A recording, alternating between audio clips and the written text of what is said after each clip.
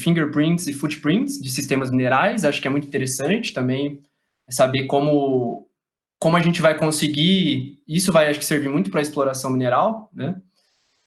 Então, semana que vem eu continuo dando os recados 2 dias, 3 dias antes, conforme eu vou conseguindo montar o material aí. Então, talvez seja na sexta-feira de novo, né? E uma vez por semana, que acho que é o que está dando certo. Novamente, isso não é uma aula de geologia... Alguém falou alguma coisa? Perdão. Peço que vocês desliguem os microfones, tá? E o vídeo. Isso não é uma aula de geologia econômica clássica, acho que como a gente está acostumado. Eu já comentei semana passada, até porque, novamente, minha apresentação está com 22, 23 slides.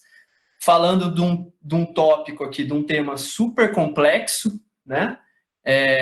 Que daria para falar durante 3, 4 horas aí, mas eu vou tentar falar em 20, 25 minutos novamente. Então, o que eu quero mostrar para vocês é despertar a curiosidade para que vocês vão atrás de material, de artigos, né, de livros, de todo esse material para a gente ver como os depósitos minerais se comportam, tanto no tempo quanto no espaço, no caso de hoje. Então, eu não vou conseguir falar ambientes tectônicos, tudo que ocorre no tempo geológico, obviamente. Então, eu tentei colocar mais ou menos pedaços chaves da evolução do planeta Terra para a gente entender como se formam depósitos minerais, tá? Então, novamente, isso não é uma aula de geologia econômica clássica. Eu estou querendo fugir disso, eu estou querendo fazer coisas rápidas que sirvam para a gente, para desafiar um pouco o nosso conhecimento geológico, tá?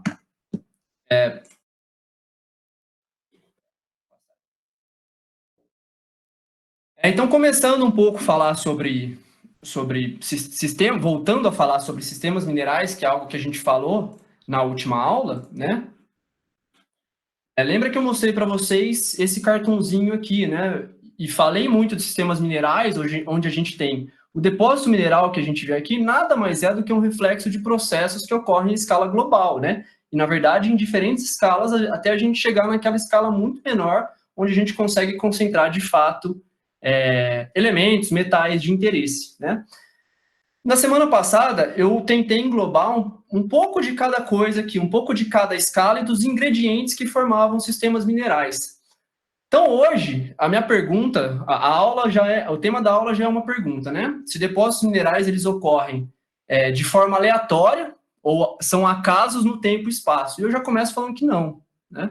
Eu vou tentar, ao longo dessa live, mostrar para vocês que eles não são aleatórios nem no tempo, nem no espaço. Eles são homogêneos? Obviamente que não, né? Mas eles não são distribuídos de forma aleatória em tempo e espaço. Isso, inclusive, o pessoal, talvez, da exploração mineral que esteja aí, sabe que isso é fundamental para a gente guiar nossas campanhas de prospecção mineral, né? Tanto no tempo quanto no espaço, novamente. E por que eu vou ficar nessa escala de global, aqui, de eventos globais a eventos cratônicos, ou até um pouquinho de província? Porque, basicamente, os eventos no tempo e espaço vão refletir duas coisas importantes. Ou eu vou tentar falar de duas coisas importantes. Ciclos de Wilson e evolução do planeta Terra. Vamos tentar ver se eu consigo dar esse background aí para vocês.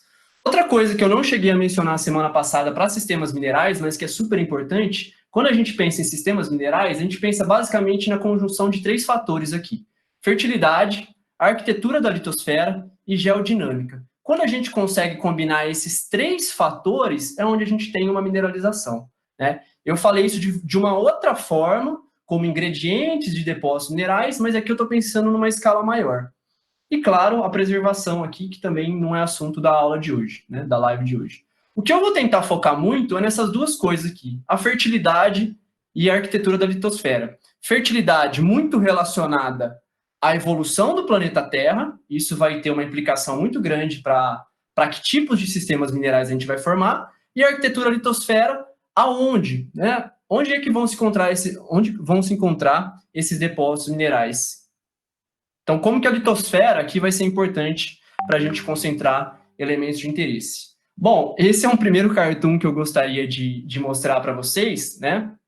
Eu dou uma aula para a professora Alice na disciplina de recursos minerais aqui da UFOP, que é a aula de urânio, né? A gente ainda não separou urânio para geologia econômica, então isso vai como recursos energéticos, perdão. E aí, né, quando eu mostro esse cartoon na minha aula, todo mundo fala, putz, que é isso, cara? Né? Como é que a gente vai observar o comportamento do urânio aqui em diferentes condições, né? Em condições mantéricas, em condições crustais, né? E é justamente isso que esse artigo que eu coloco aqui, ele fala, né? Que o urânio, ele é um elemento que tem um comportamento que a gente pode ter tanto concentrações de urânio, que a gente pode ter diversas formas de concentrar o urânio. E o que significa a gente ter diversas formas de concentrar urânio ou qualquer elemento? Significa que isso vai ter uma variação muito grande no tempo e no espaço. Então, novamente, o comportamento geoquímico dos elementos aqui é lá primordial para a gente entender como vai se dar isso tanto no tempo quanto no espaço. Então, vamos voltar à aula da semana passada, onde a gente pensava em processos e comportamento desses elementos. Então, antes de pensar no tempo e no espaço, a gente sempre vai ter que entender como é que se comportam esses elementos, tanto na crosta quanto no manto. Né? E aí a gente está acostumado muito, quando a gente pega artigos como esse, né, muito clássico do Groves, do Keyrit, dessas publicações da SEG maiores, onde a gente observa todo esse padrão aqui, onde a gente coloca a distribuição dos depósitos minerais, tanto no tempo, quanto em alguns ambientes geológicos específicos, né? E quando a gente olha isso aqui, eu lembro que quando eu vi esses cartoons quando eu era aluno de graduação, eu falava, meu Deus do céu, né? O que eu consigo tirar de informação disso aqui? Né? Acho que mais que pensar e colocar tudo novamente, como eu falei na semana passada, em uma caixinha, é a gente pensar, além dos processos, além do comportamento geoquímico dos elementos, dos processos que podem concentrá-los. Então, nesse caso, eu vou começar minha aula falando da distribuição no espaço, no tempo. E o que isso vai dizer no tempo para a gente? Ou como é que os elementos vão se comportar no tempo? Por que é uma mudança disso? Primeiro, porque a gente tem uma evolução da atmosfera, da hidrosfera, da biosfera, né? Isso vai causar coisas importantes nos depósitos minerais. Segundo, porque a gente tem um decréscimo global na produção de calor. E terceiro, a gente tem mudanças nos regimes e processos tectônicos, né? Então, quando a gente pensa em depósitos minerais, a gente tem que pensar que eles são momentos de concentração, né? A gente não vai ter depósito mineral ocorrendo todo o tempo. A gente sempre vai linkar isso a um evento global, né? Por isso que, para quem trabalha com geocronologia de depósitos minerais, é super importante a gente sempre linkar isso a um evento maior. Não adianta nada a gente datar um depósito mineral e não entender como isso está no tempo e no espaço, né? Então, é muito interessante a gente ver que todas as formações de depósitos minerais, elas envolvem mudanças globais desses três fatores que eu estou colocando para vocês, tá? Primeira coisa que a gente pode citar, e eu já mostrei isso semana passada para vocês, né, que é um cartunzinho do Groves, onde a gente mostra que lá em 2,7 bilhões de anos, lá no Neo-Arqueano, um grande crescimento crustal. E quando a gente olha mundialmente, quando a gente pega greenstone belts mundiais famosos, como o greenstone belt do Abitibi, o que acontece? Que os grandes eventos de mineralização aurífera estão lá em 2,7. Isso é o que acontece no quadrilátero ferrífero que eu mostrei para vocês, que o grupo da professora Lídia, da professora Rosaline, tem trabalhado muito e obtido essas idades, principalmente na mina de Cuiabá e Lamego. Então, quando a gente olha aqui no quadrilátero ferrífero, ou lá no greenstone belt do Abitibi, né, a gente vai enxergar esse 2,7 aqui muito forte. Por quê? Porque meramente é difícil falar, né, mas porque, na verdade, ele está refletindo o evento global maior, que é esse evento de 2,7 de grande crescimento crustal, que daqui a pouco eu vou falar para vocês e tentar linkar isso muito à formação de supercontinentes, amalgamação, nesse caso, e quebra para outros casos de depósitos minerais. Então, o que a gente olha globalmente falando? Se a gente pega um greenstone belt e que ele tenha uma idade de evolução dele, da formação das rochas, do metamorfismo próximo a 2,7, a gente já pode tender a pensar num cenário muito fértil para ouro desses greenstone belts neo-arqueanos, tá? Então, se a gente olha o Abitibi, ele é um exemplo disso. Se a gente olha o supergrupo Rio das Velhas, o greenstone belt Rio das Velhas, ele é um outro exemplo bom disso, tá? O que a gente já começa a ter aqui, que eu vou puxar daqui a pouquinho, né, com a evolução da atmosfera, mas a gente já começa a ver nesses greenstone belts também algumas formações ferríferas do tipo algoma, né? Essas formações ferríferas, elas têm muito mais relação com centros vulcânicos, com processos exalativos que formam em assoalho oceânico, que vão disponibilizar ferro, principalmente para esses sistemas submarinos, tá? Então, embora a gente não tenha formações do tipo superior, se a gente for muitos greenstone belts neo-arqueanos ou pré-GOI, né, e eu vou falar do GOI daqui a pouco, a gente vai ter muitas dessas formações ferríferas que não são do tipo superior, mas são do tipo algoma. E que é outra coisa muito legal que a gente tem para depósitos minerais pré-GOI, né? Uma delas é um depósito clássico de ouro e talvez o depósito, eu não lembro os dados, mas ele é um dos depósitos que a gente mais extraiu ouro até hoje na história, que são os depósitos de ouro de Witwatersrand, né? São depósitos do tipo paleoplacer. Aí eu vou deixar aqui um pouco a questão de se modificados ou não, e quando eu uso a palavra modificados aqui, eu estou falando em alteração hidrotermal. Então, hoje em Witwatersrand, a gente tem uma grande discussão se as concentrações de ouro que a gente tem lá são pura e exclusivamente por processos sedimentares ou também processos hidrotermais. Essa é uma discussão muito semelhante que a gente tem em Jacobina hoje. Eu não quero nem falar aqui de Jacobina, porque Jacobina é pior ainda, né? Porque a gente não sabe nem a idade direito de Jacobina, a gente tem várias discussões nesse tipo. Mas por que a gente consegue formar depósitos desse tipo pré-GOI? Porque basicamente eu tenho uma atmosfera pobre em oxigênio e eu consigo preservar tanto pirita quanto uraninita, né? Então, esses depósitos, geralmente onde a gente enxerga pirita detrítica, muitas vezes ricas em ouro, a gente pode também achar uraninita detrítica, né? Então, esses são grandes depósitos que a gente consegue achar aí no Neo e no Mesoarqueano, tá? E eu vou puxar também daqui a pouco de novo para o quadrilátero ferrífero aqui, que a gente tem um exemplo interessante. E a Ana Ramalho, que está aí assistindo a gente, que é a nossa técnica do laser, ela está trabalhando com isso, ela pode até me ajudar, né? Né, Aninha? Por favor. Outra coisa que é interessante, então, quando a gente sai do Neo-Arqueano e começa a ir para o Paleoproterozoico, quem marca a transição Neo-Arqueano-Paleoproterozoico? O GOI, né? E esse cartãozinho aqui do Farquhar é muito interessante, que a gente consegue observar tanto a mudança na atmosfera, quanto a mudanças em diferentes estratificações do oceano para oxigênio, quanto a presença ou o aumento de sulfato dissolvido na água do mar. Isso aqui, gravem, por favor, que eu vou puxar daqui a pouco, que vai ser super interessante para a gente entender depósitos de metais base, por exemplo, né? Agora, outra coisa que eu peço para vocês, por curiosidade, irem atrás, né, é disso aqui. Para a gente entender um pouquinho da evolução da atmosfera e da camada de ozônio também, a gente pode ir atrás do isótopo de enxofre 33, que é um depósito... que é um isótopo que a gente chama de MIF, Mass Independent Fractionation, ou seja, ele é um isótopo que se fraciona independentemente de sua massa, né? Então procurem esse cara aqui, ó, Farquhar, que ele tem esses trabalhos aqui que vai dar para vocês entenderem mais sobre a evolução da atmosfera e, consequentemente, dos oceanos, para a gente entender depósitos minerais, tá bom? Então, gravem isso. Então, cada vez mais, a atmosfera sai de uma atmosfera sem oxigênio, pobre em oxigênio, para uma rica em oxigênio. Os oceanos, principalmente a parte mais superior, começam a ser mais oxidados, né? E eu começo a ter um aumento de sulfato na água do mar. Por que isso vai ser importante para depósitos minerais? Eu vou falar daqui a pouco. A primeira coisa que é clássica para a gente pensar na mudança do GOI, né, são as formações ferríferas. E aqui, na verdade, é Superior Lake, tá? Desculpa meu erro aqui.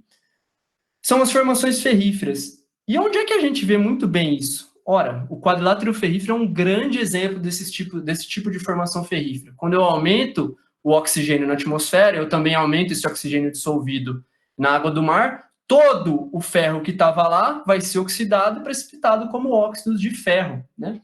A formação Cauê, aqui no grupo Itabira, né, ou seja, os grandes depósitos de ferro do quadrilátero ferrífero, são nessa época, né? Marcam a transição do GOI, do Arqueano, para o Paleoproterozoico, especialmente em função do GOI. O que é outra coisa interessante aqui no Supergrupo Minas?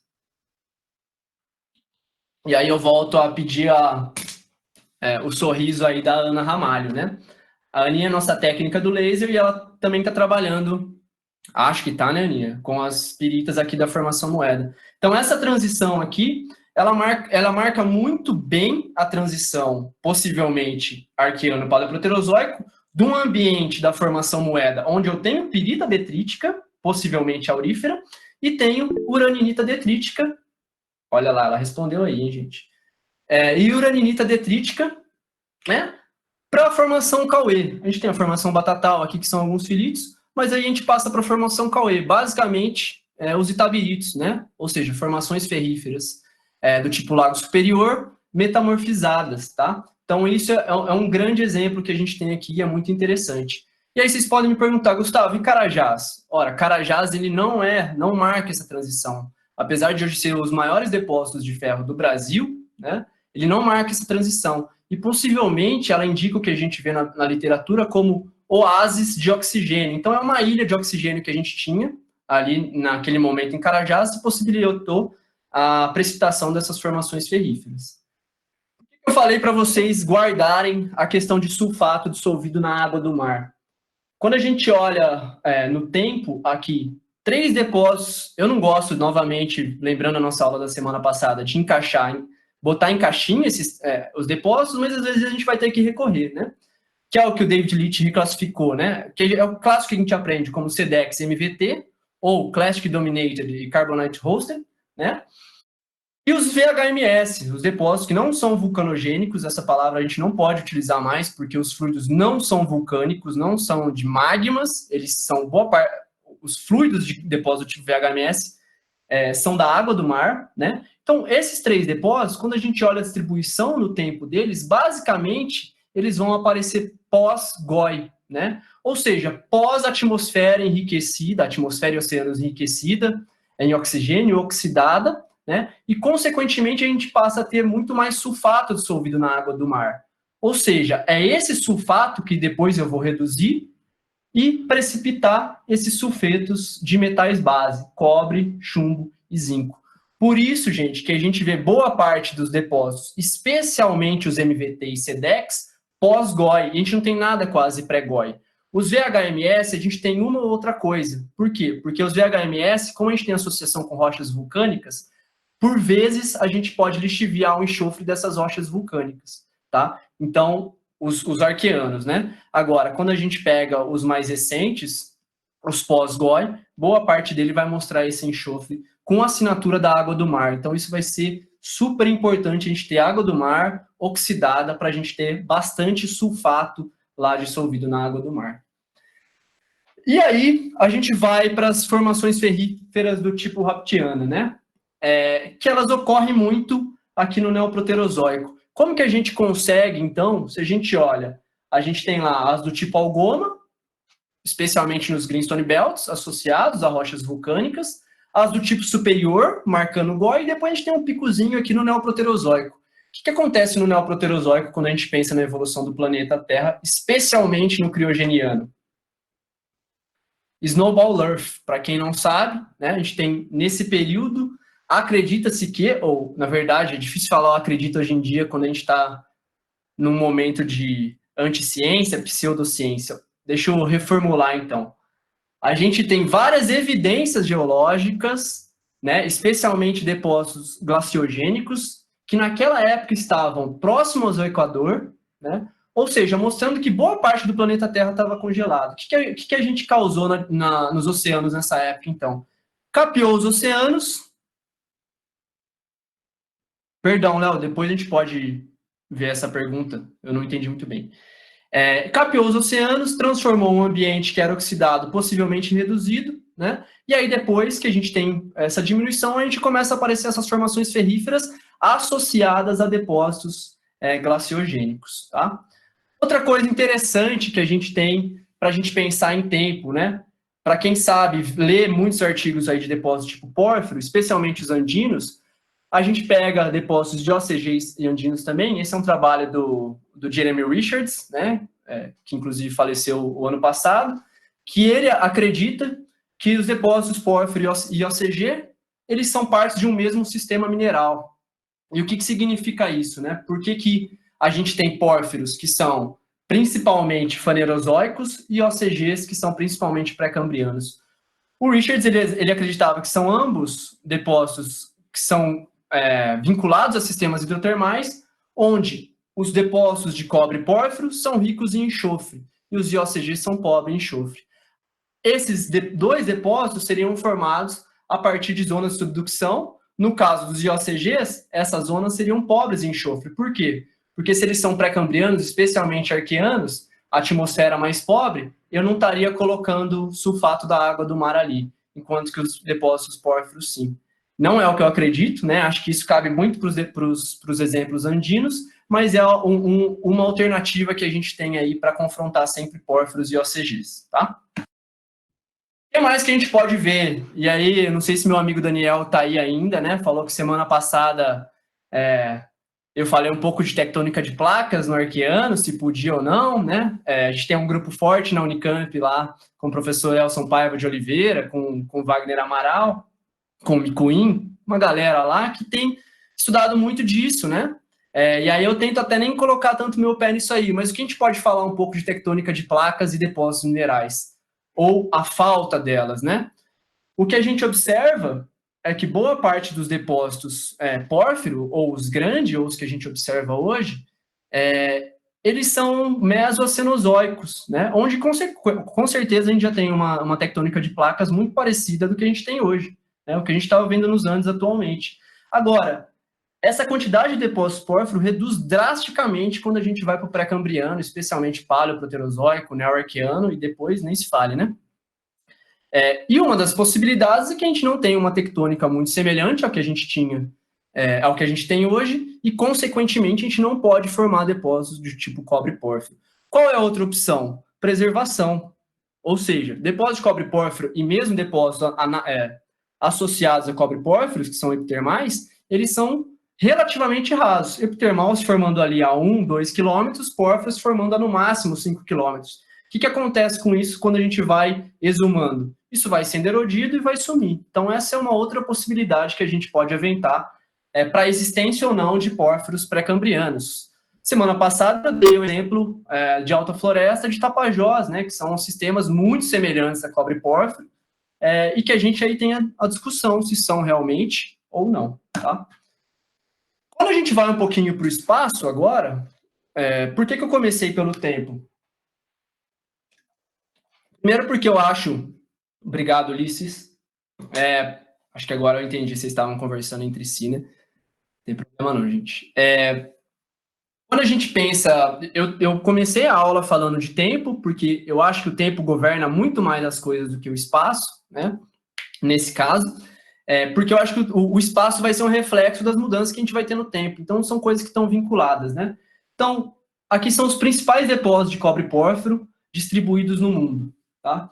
E o que a gente pode observar é que a distribuição desses depósitos não é aleatória. O que a gente observa é que eles se concentram sempre próximos a limites de placas tectônicas, né? Então, os Andes, para a gente, é o mais famoso, porque está do nosso lado, porque o Chile é o maior produtor de cobre do mundo, porque a economia do Chile é baseada nisso, né? E a gente vê esses depósitos gigantes de cobre pórfiro, como Chuquicamata, Colauace, La Escondida, todas minas muito importantes aí aqui no limite das placas tectônicas, tá? Então, o que a gente já pode ver é que no espaço isso também não é uma distribuição aleatória. A gente sempre vai vincular isso a algum fator específico, tá?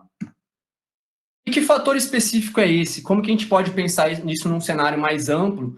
E não, eu não coloquei aqui a foto, quando a gente vai para os artigos do Groves, do Keyrich, daqueles cenários clássicos, onde a gente tem ambientes extensionais, ambientes compressivos, e o que vai acontecendo em cada um desses ambientes. Acho que mais importante que isso é pensar novamente um pouco no tempo, né? Ou seja, a gente tem diversos supercontinentes aí que foram se amalgamando e se quebrando no tempo geológico. Tudo isso, eu estou dando aula de Geologia do Brasil agora, e tudo isso eu falo para meus alunos, tem um reflexo nos terrenos, especialmente no Brasil, que é composto por terrenos muito antigos, né? Então, por muitas vezes a gente consegue observar, por exemplo, aqui, ó, onde a gente tem o ciclo Jequié, ou o Rio das Velhas, eu acabei de mostrar lá num dos primeiros slides que a gente tem uma formação, ou grande parte do ouro que a gente vê hoje é neo-arqueano, tá? Então, vamos pensar um pouco nisso, na distribuição no espaço. Esse é um cartoon muito interessante, que eu gosto bastante, que correlaciona boa parte de depósitos, eu não vou dizer sedimentares aqui, mas vou colocar o termo hospedados em rochas sedimentares, né? Ou que precisam de bacias sedimentares, e a gente vinculando isso a plumas mantélicas. Ou seja, quando eu tenho grandes eventos, ou um acúmulo de grandes eventos de plumas mantélicas, é onde eu tenho a maioria dos depósitos sedimentares que vão se depositar ou se precipitar aí.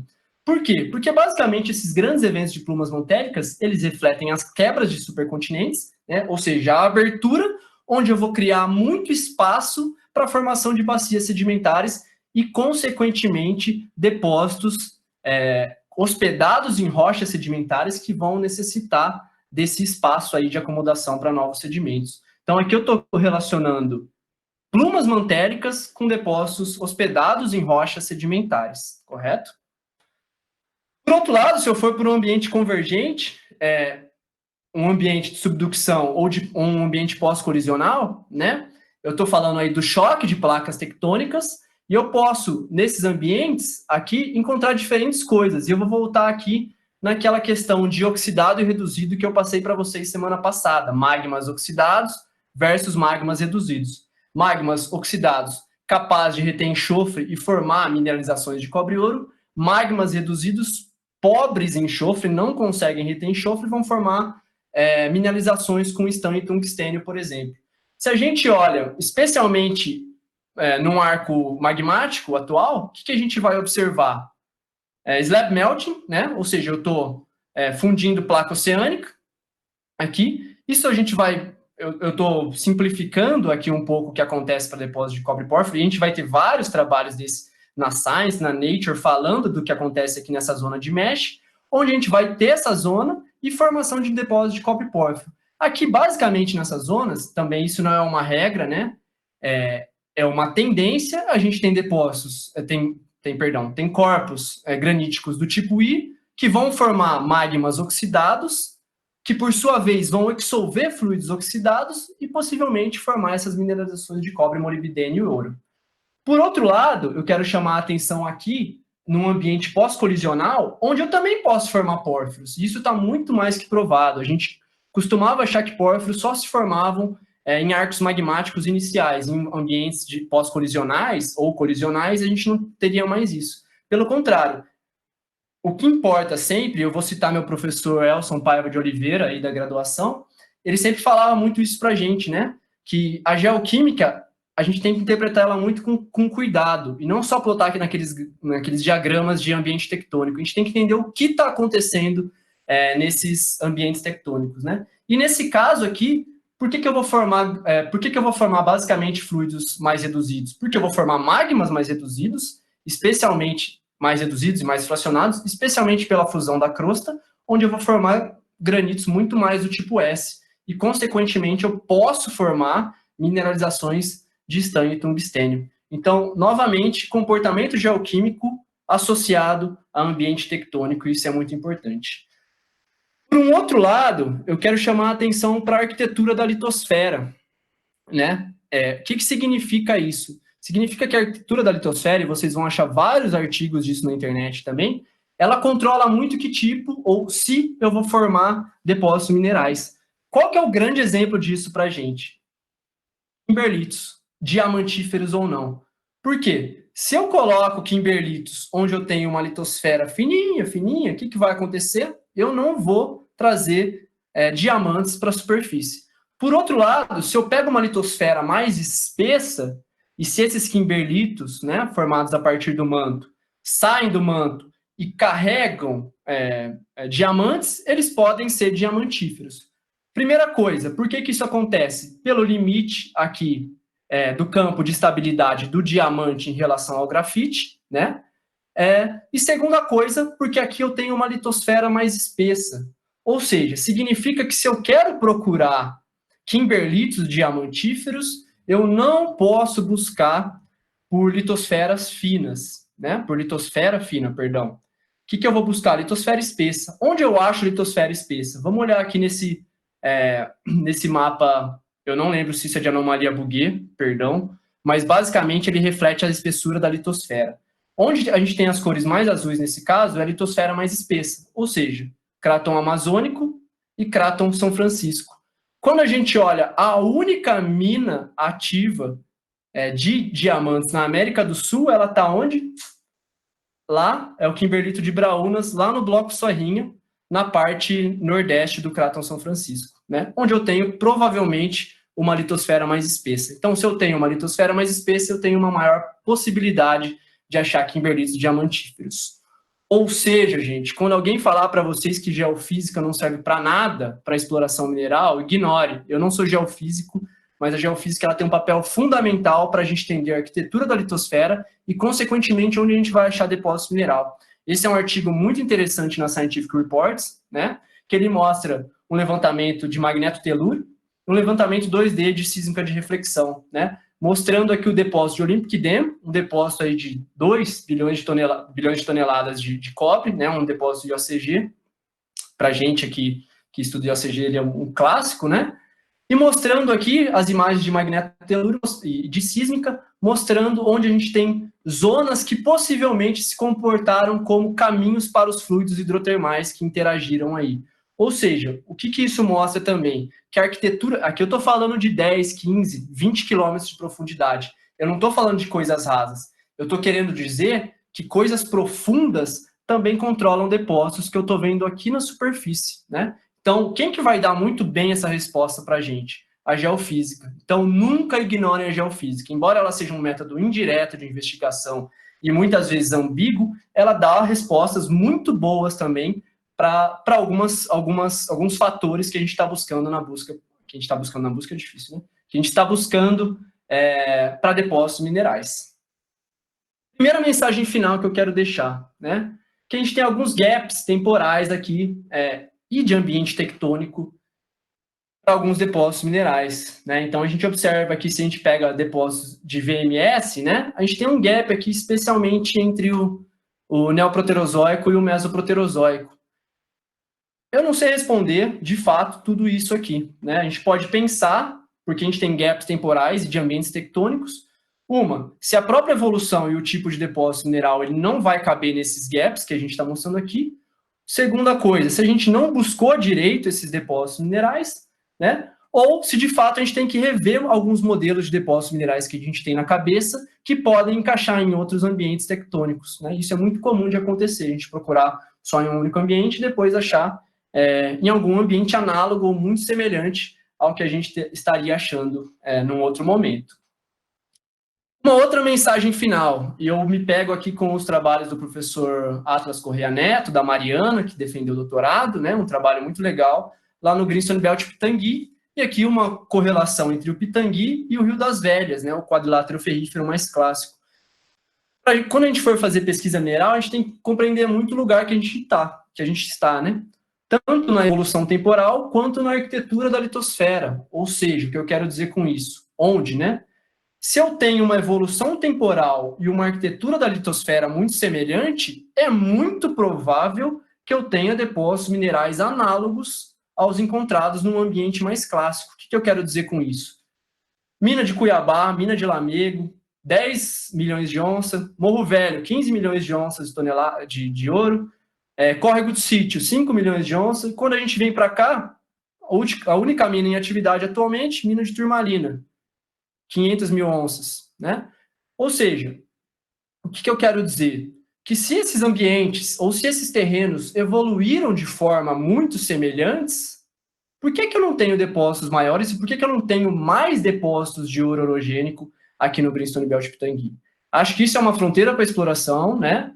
A CPRM está trabalhando muito aqui, o professor Atlas com seus alunos tem trabalhado muito aqui, mas é muito interessante, a gente precisa também entender melhor a evolução do Greenstone Belt Pitangui para poder entender o porquê ele não tem ou pode ter mineralizações análogas ao que a gente vê no quadrilátero ferrífero central. Para finalizar mesmo agora, vocês perceberam que como eu não estou dando uma aula de geologia econômica clássica, eu estou tentando pegar coisas de alto impacto, né? Então, aqui para finalizar, eu compartilho com vocês um artigo muito semelhante que fala da importância da arquitetura da litosfera para a formação de depósitos minerais, especialmente de cobre pórfiro aqui. né? Isso é um artigo da Nature Communications, no ano passado. Especialmente, leiam, por favor, aqui, né? Especialmente nessa frase aqui grifada, falando que depósitos minerais não ocorrem ao acaso, nem no tempo, nem no espaço. Especialmente aqui eles estão tratando muito mais de espaço, né? Então, eles não são um acaso, né? Depósitos minerais, eles são reflexos desde processos lá mais globais até processos menores e cada vez menores, em escalas menores, que a gente pode estudá-los também, tá? Então, essa é a mensagem que eu queria passar para vocês, né? Acho que, novamente, consegui aí em meia hora, acho. Mas pensar sempre que depósitos minerais, a gente vai ver sempre isso em diferentes escalas. Hoje eu tentei mostrar isso muito de uma forma mais ampla, com mudanças no planeta Terra globais, como perguntaram aí do GOI, como pode ser as evidências das mudanças nos regimes tectônicos, né? Isso pode ter um impacto direto em como a gente forma depósitos minerais e, posteriormente, como a gente vai buscar depósitos minerais. Então, entender o contexto temporal e espacial que a gente está é muito importante para a gente entender o que a gente pode achar. E, novamente, vamos tentar não colocar em caixinha. Se a gente observa um pórfiro que seja cenozoico e um pórfiro que seja paleoproterozoico, obviamente a gente vai ter diferença entre eles, né? Porque a evolução temporal do planeta possibilitou essa diferença entre essas diferentes gerações de pórfiro, né? Então vamos tentar não ter muito preconceito para isso, especialmente porque a gente está lidando com gente muito nova aqui nesse bate-papo aqui. Bom, era isso que eu queria dizer. Obrigado. Agora passar para uma outra parte que, novamente, eu digo que é a mais importante. Acho que o nosso movimento está crescendo. O professor Pedro Val tem divulgado bastante. Ele mesmo vai começar a dar vai começar a dar lives, vai começar a dar cursos. Então, fiquem de olho no site ou no Instagram, que eu não coloquei aqui, mas é @ciência para quem precisa, tá? Hoje eu faço propaganda desse pessoal que eu já conhecia a Bárbara Barreto Vaz, acho que o apelido dela é Barbariza, né? Eu acho que eu nunca conversei com ela pessoalmente, mas essas coisas de Enegel, né? Então eu já ouvia muito falar da Bárbara, e eles estão com um projeto muito interessante, eu esqueci o nome do outro menino, depois vocês podem, Latino, né? Acho que é o apelido dele. E eles estão fazendo marmitas para distribuir em Belo Horizonte, né? Eu peço para vocês que doem, eles estão aceitando um pacote de arroz, R$3, R$2, R$5, R$10, tá? E enviem o comprovante para o Ciência para quem precisa, porque a gente está colocando lá no site também o quanto a gente vai conseguir arrecadar, se a gente vai conseguir arrecadar, tá, gente? Então, toda semana, a gente está, desculpa aí, a gente está tentando ver como isso vai crescendo. Eu converso com o Pedro Val todo dia para a gente ver como a gente desenvolve melhor, né? Eu já coloquei mais propaganda dessa vez do Ciência para quem precisa. E quem quiser também, a gente tem um público muito diferenciado aqui, quem quiser e puder dar lives, cursos, falar de qualquer assunto de geologia que vocês souberem, seria muito legal para a gente angariar fundos aí para quem realmente está precisando. Então aqui tá, garanto para vocês que é de confiança, sigam o Instagram deles, vocês vão ver isso, tá bom? No mais é isso, muito obrigado. Não sei se eu falei corrido, é um assunto muito difícil de falar, muito desafiador, né? Então, assim, acho que sair de uma aula que seria de 3 horas para 20 minutos, né? Acho que é o que eu tentei fazer aí para muito mais despertar a curiosidade de vocês do que falar o que está certo ou errado aqui, tá bom?